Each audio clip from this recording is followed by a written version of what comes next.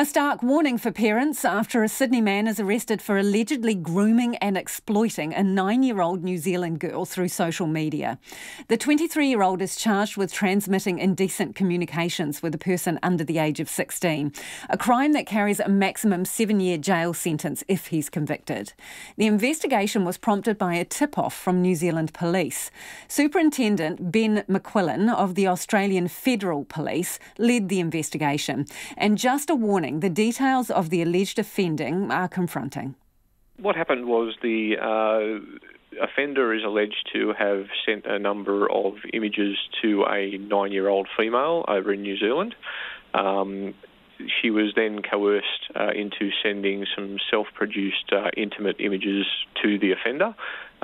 This was then reported by, I believe, her family to the New Zealand authorities, who undertook some checks and were able to identify that the suspect was located in Australia, and then the matter was referred to the Australian Federal Police. A 9-year-old girl, that's pretty horrendous, isn't it? Yeah, it's not uncommon, unfortunately, but yes, it's certainly the type of matter that we will certainly investigate.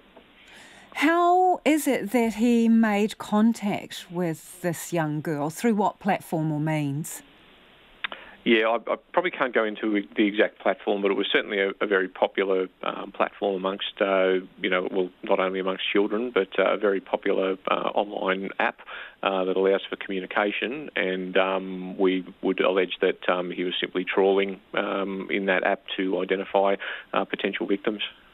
Can you tell us, well, how he presented himself in doing that?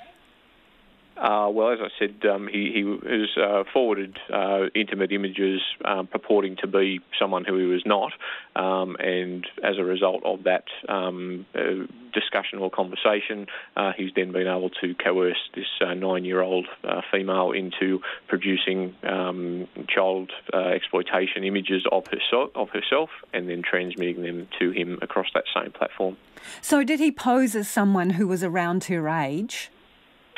Yes, I believe that's the case. Do you know if these pictures have been distributed further? I wouldn't be able to say, but unfortunately, pretty much once something's on the internet, it's there forever. It's very difficult to remove. So the police involvement in New Zealand, how far did that extend? Well, they obviously received a report, I believe, from the family of the alleged victim, and they made inquiries with the platform, and were able to identify IP, Internet Protocol addresses, which indicated that the offender or the alleged offender was operating somewhere in Australia, and those details were provided to the Australian Federal Police, and we proceeded to further investigate and identified a person who we say was the user of the device with that IP address. Can you tell us what you found when you arrested him? Did you take anything away from the address? Yeah, there are a number of electronic items that were seized, and some of those items are still in the process of being examined, but certainly our investigators were confident that they were able to uncover evidence of the alleged offending in relation to this 9-year-old New Zealand victim, and the inquiries are ongoing into the material that was found on a number of seized devices. Superintendent, is there any suggestion that there may be other young people caught up in this? As I said, our investigations are still ongoing.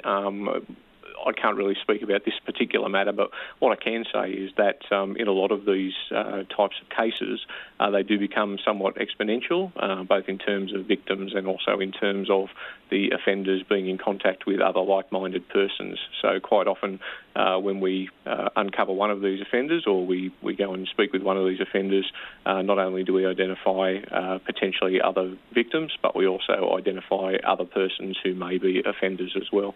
So you can't rule out at this stage that this alleged offender, didn't have anyone else working with him or helping him or sharing information? In this case, I can say that we're not too concerned about other offenders, but the investigations as to whether anybody else, whether in Australia or in New Zealand, has been potentially victimised, those investigations are still ongoing. Had this person come to your attention previously? They had not come to the attention of the Australian Federal Police, but they had been on the radar of some other agencies previously. In New Zealand or in Australia, do you mean?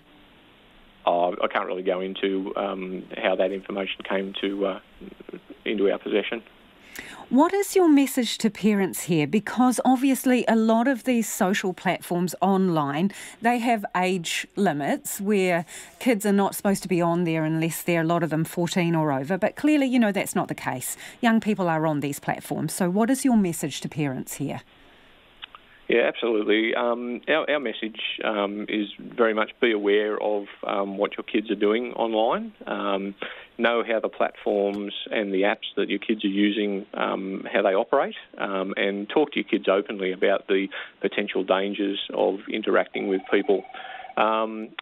What I would say is to let them know that it's okay to tell someone if they have concerns over activity that they're engaging in or that people have asked them to do, and really act the same as if they were in the real world. Don't do anything they don't want to do or aren't comfortable doing, regardless of any promises or threats. And the last thing is to tell someone as soon as possible if they're feeling uncomfortable about their activities. And I think this case shows that internationally and domestically we're working very well with our partners, and when that sort of information does come into our possession, we act swiftly to make sure that the people are brought to justice. And that's Superintendent Ben McQuillan of the Australian Federal Police.